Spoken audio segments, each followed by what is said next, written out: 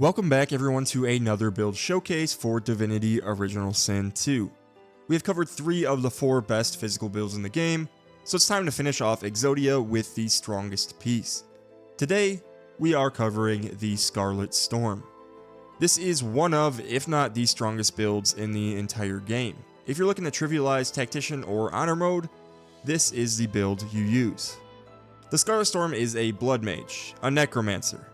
Not the kind that summons armies of skeletons, but rather we will be using blood to fuel a massive physical damage rampage. By Act 4, you will be ascending to true godhood as Divinity intended, annihilating the entire battlefield in a single turn before the enemy even knows what hit them. As always, the full party build and lone wolf version is in the description. So now let's jump straight into character creation. The absolute best race for a Blood Mage is the Elf. This is because of their racial ability, Flesh Sacrifice. Not only does this give you 1 extra AP and a damage boost, but crucially it creates a blood surface directly beneath your feet. This instantly activates the Elemental Affinity talent, which we will pick up later, reducing the action point cost of all your Necromancer spells. If you don't want to play an Elf, humans are a solid second choice for the critical chance and damage boost. Or of course Feign, because his unique source ability Time Warp is a broken ability, and he comes with Ingenious amongst a plethora of other reasons that he is the best. For attributes, we are going to start with Intelligence plus 3. We are a mage and Intelligence is our primary scaling stat. For abilities, we are going to split our points, 1 into Necromancer and 1 into Warfare.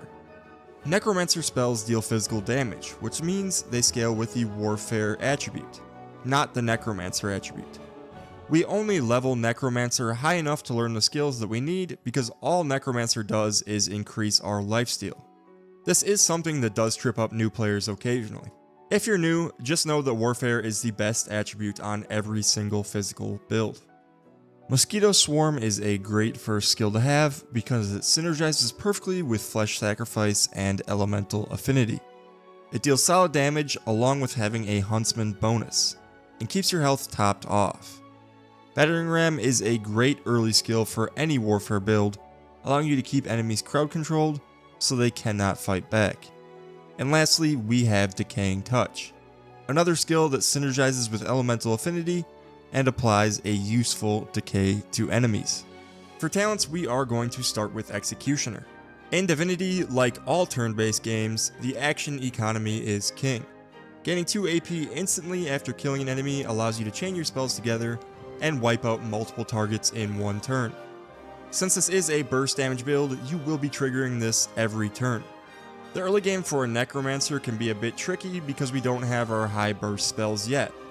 So your most important early skills will be Mosquito Swarm, which is your long range snipe and heal.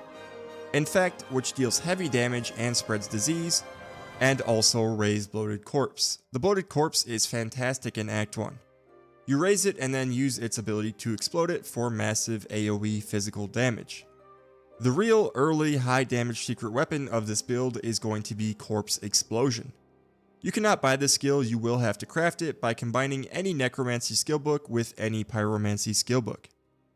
The skill costs 1 AP and deals absolutely absurd damage for its cost. You will also want Bouncing Shield. This skill purely scales off your physical shield armor. We won't be getting much Warfare damage early, so equipping a high physical shield and throwing it will be one of your hardest hitting moves in the early game.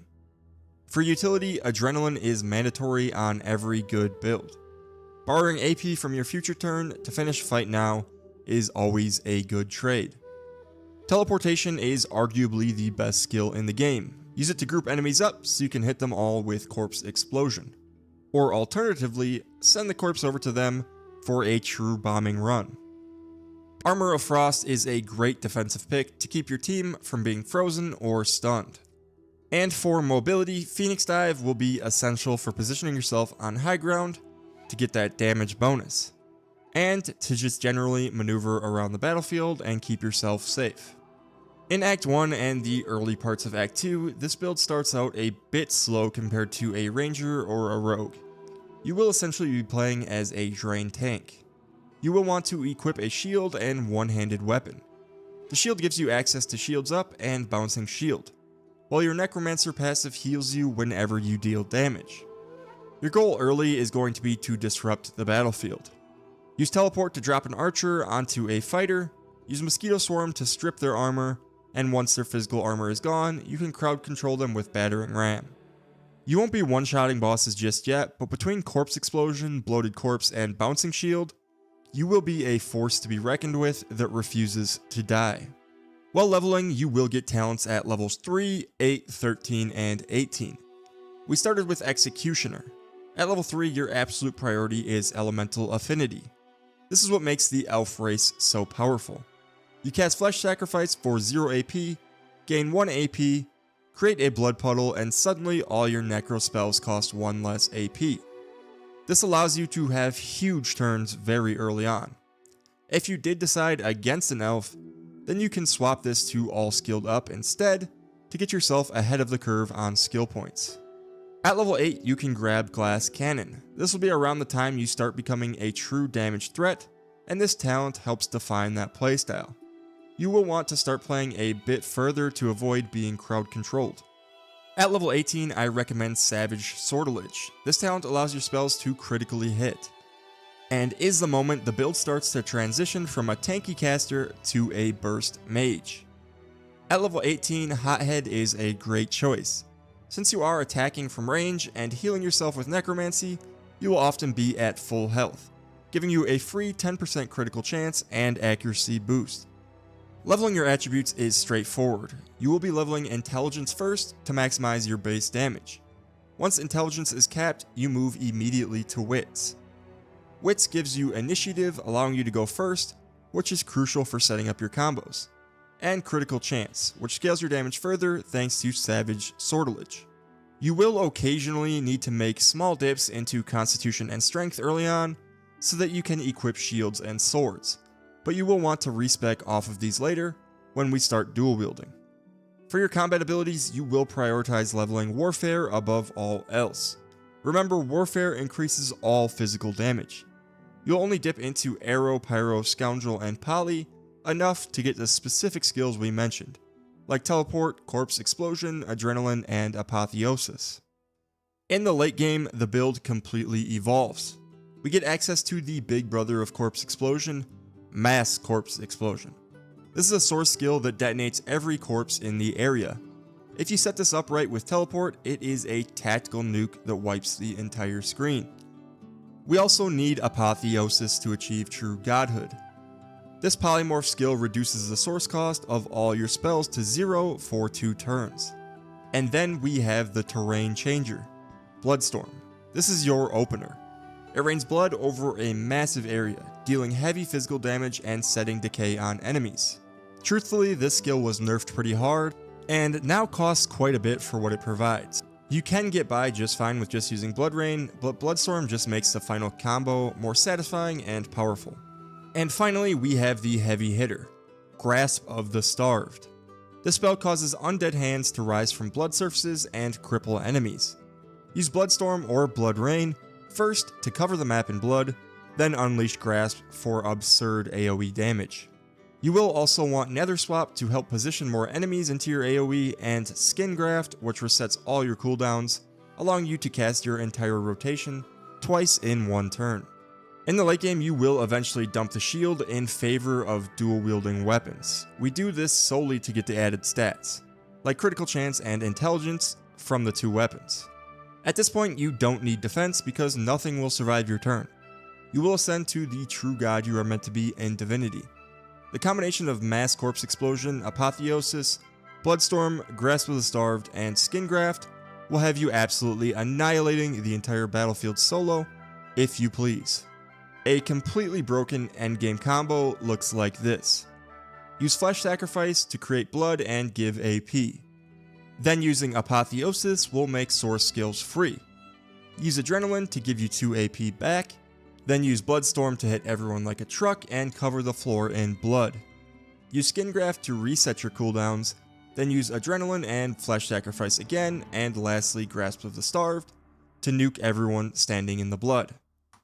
If anything is still alive, which is very unlikely, then use your other skills to knock out the stragglers. You can also use teleport and or nether swap early on in the rotation to make sure everything is grouped up before dropping the nuke.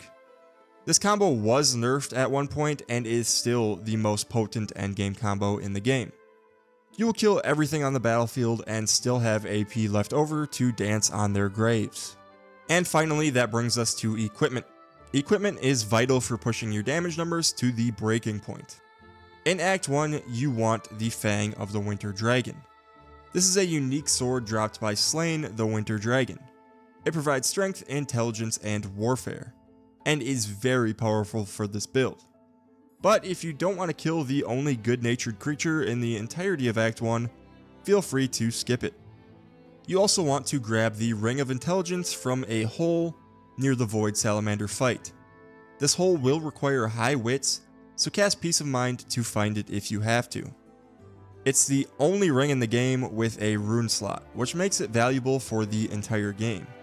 You can upgrade this ring further along with any other uniques using the Corbin Day selling trick to make it even more powerful. In Act 3, look for the Eternal Stormblade in the Murky Cave. It gives massive initiative, critical chance, and memory, which will allow you to respec and drop some memory for wits. In Act 4, the build likes quite a few specific uniques. First, Rancor.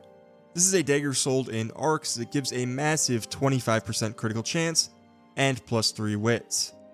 Eternal Stormblade will require you to have a certain amount of points in strength, and Rancor will need some in finesse.